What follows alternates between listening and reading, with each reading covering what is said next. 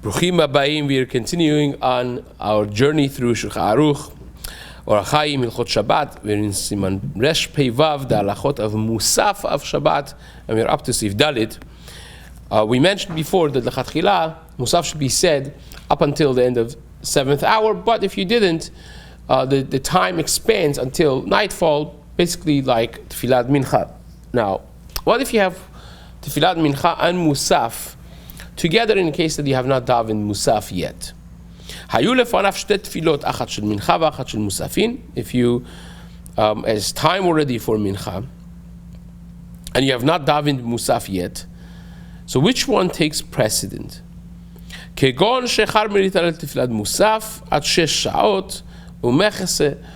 already have passed 6.5 hours of the day, which is time now for Mincha Gedolah. Technically speaking, you could be davening Mincha, but you haven't davened Musaf either. In that case, says the Shulchan Aruch, Sarich litpalel shel Mincha tchila v'achar kach shel Musaf.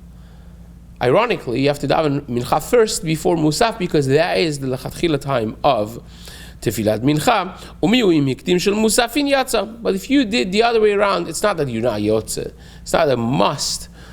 If you did Musaf first, you're still yotze. But you should be lechatchila doing Tefilat Mincha first. V'yesh omrim dehainu davka k'sharech ata litpalel shtehen. There are those who say that's only if you have to daven both. Then you take Mincha first. But if you're not in rush for davening Mincha, if you're not planning to daven Mincha now,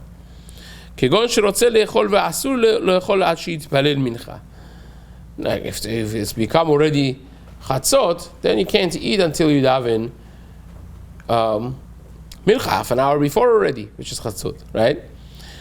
So if you want to eat, you have to daven Mincha and daven Musaf. But if you don't have to, if you don't have to daven Mincha now, then you could do Musaf now because you're not planning and you don't have to do Tefilat Mincha as of yet. If in fact doing Tefilat Mincha Ketana is better than Mincha Gedolah. Doing Mincha closer to sunset is more Lechatchila. So, in that case, they don't have to daven Mincha. You could choose to daven Musaf, even Lechatchila. Umihu im higia Mincha Ketana, if already the time of Mincha Ketana has arrived, which is 9.5 hours after the day starts, Yitpalel Mincha Tchila, then you for sure have to daven Mincha first. This is brought already in the Rishonim, in the Rosh, and others in the name of the Yerushalmi. V'yesh mi shehora she'en osin ken betzibur.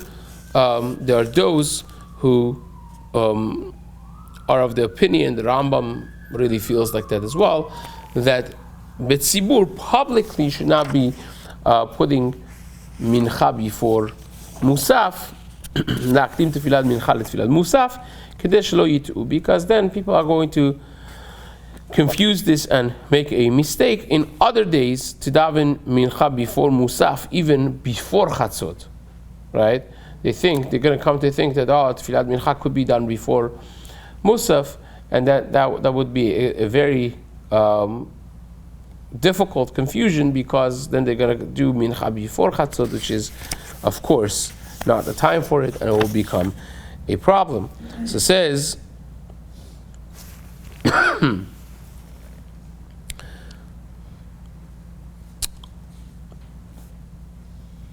the Mishna Berura,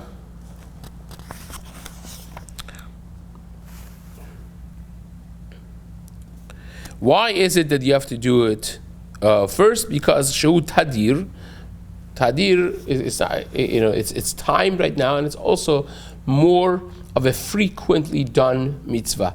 How many times do you have Musaf? You have Musaf on Rosh Chodesh, you have Musaf on Yamim Tovim, you have Musaf on Shabbat, right? So you add all of those up, is nowhere close to Tefilat Mincha, which is every single day.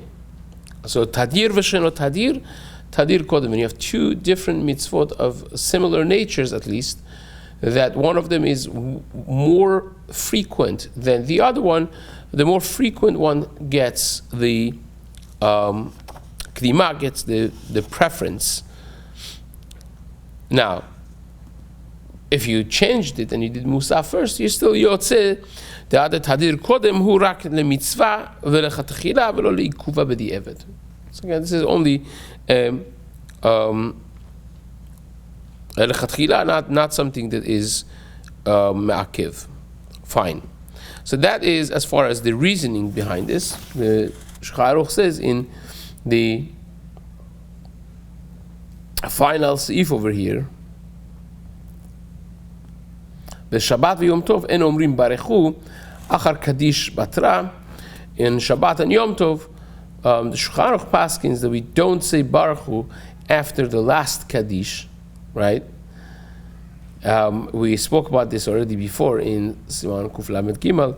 For those who remember, the Ramah over there explains all of this halakha, but the Maaseh, we also mentioned back then that the minhag is for the Sfaradim to say the Baruch Hu at the end of the last Kaddish before Al Neshabeach. This is the minhag in Eretz Yisrael, the minhag in Mitzrayim. All of this has been brought by Maran Chida already from over 200 years ago, and that the minhag is to say the last Baruch Hu as well. He brings it. Okay, Maran Chida lived in Eretz Yisrael despite many travels that he did around the globe, because he was the Shaliach of Eretz Yisrael twice. But he lived there, and the many others, like from Baghdadian legends, so to speak. Elisha Dingur, who was one of the heads of the Beit Din there in the time of the Ben Ish Chai. Rabbi Elisha Dingur, he writes the same thing, that the minhag is to say the last Baruch Hu. Kaf HaChaim brings it, and basically it's a well spread, I think, unified minhag by the Sfaradim, that despite this Shulchan Aruch, we on Shabbat and Yom Tov still say the last Baruch Hu. Al Pi Arizal, it should be done like that as well. So therefore, that's the minhag. Resh Pezayin, the new Siman, Nichum Avelim Ubikor Cholim b'Shabbat. We have a mitzvah of comforting the people who are mourners and visiting the sick. How do you handle that on Shabbat? Says the Shulchan Aruch, Yecholim lenachem avelim b'Shabbat. You could do nichum avelim on Shabbat. This is already a straightforward Gemara in Masechet Shabbat, Daf Yud Bet. It's machloket Tanaim, and we paskin like Bet Hillel, that a person can be menachem avelim b'Shabbat, v'chen yecholim lebaker cholim. You could also visit the sick on Shabbat, but the way we do it is a little bit different. You should not speak the same way that you would have spoken on a regular weekday. We say, Shabbat hi midizok urefuah kerova lavo. This is what we say also in the Nusach of Mishna Berura for the Cholim on Shabbat. It says, Shabbat hi midizok. Shabbat, we don't cry, we don't scream out. Urefuah kerova lavo be'ezrat Hashem. The healing is close to arrive. V'rachamav merubim, Hashem's compassion is tremendous. V'shivtu b'shalom, and your Shabbat should be with peace. This is the language that we say. V'yesh omrim de'en sarech lomar v'rachamav merubim. There are those who say we don't have to say the second part of it. Rachamav merubim v'shivtu b'shalom. You don't necessarily have to say. Again, that's the Ramah says that was the minhag that comes really from the Rambam as well. So that's the Shulchan Aruch and the Ramah. Says the Chafetz Chaim, the reason that we don't say it the same way as the weekdays is the mistaer umeorer abechi. If you don't have positivity in your interaction with them, they could remember their sar, they could be brought to tears, and that's asur on Shabbat. So therefore, we do go to them, but the encounter is a very positive encounter. It's a positive encounter with a little smile. We say, look, we're here to daven for you, we're there for you, we're supporting you, and Bezat Hashem, Refuah Shelema will be very soon. It's not to negate his pain. That's not the right way. When you're acknowledging the pain and the difficulty, the sar, but it has a positive tone to it, and therefore we tell them Shabbati minizok. In Nechum Avelim we say Shabbati milenachem, menachama kerova lavo. The same sort of thing. Now, there are those who say that you could directly tell them, hamakom yenachemcha. Directly you could say to them as well.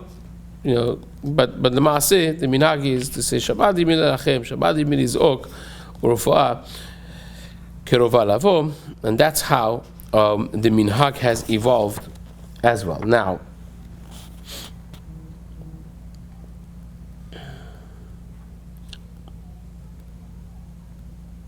Reb Chaim ben Beneshti is called Harav HaChaviv, or the Gdolei HaPoskim, the author of Knesset HaGdolah. Maran Chida writes in Shem HaGdolim tremendous things about him. Maran Chida also writes that a posek cannot comfortably paskin without looking into the Sefer of Knesset HaGdolah. Reb Chaim ben Yisrael ben Beneshti, that's Harav HaChaviv.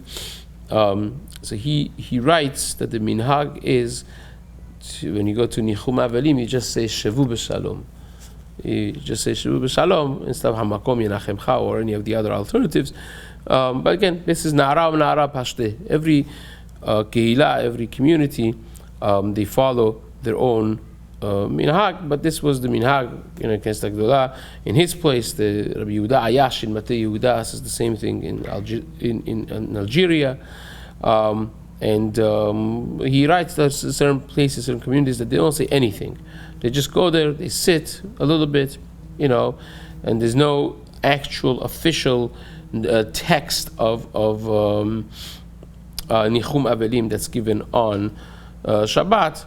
Again, when the last day of Avelut falls to be on Shabbat, we already spoke about this before, that you could say the regular psukim, when the Avel gets up from their Avelut, those psukim could be said. It's not a problem whatsoever to say the text when the Avelut basically is concluded, and in the morning of the seventh day, after sitting a little bit, they get up and there is a text that's read to them. That could be done even on Shabbat. It's not considered Nichum Avelim, because again they're completing their process of Avelut, and that concludes our Siman over here, Siman Resh Pei Zayin, and Be'ezrat Hashem we will be continuing on Siman Resh Pei Het in the days to come. Hazak Berur.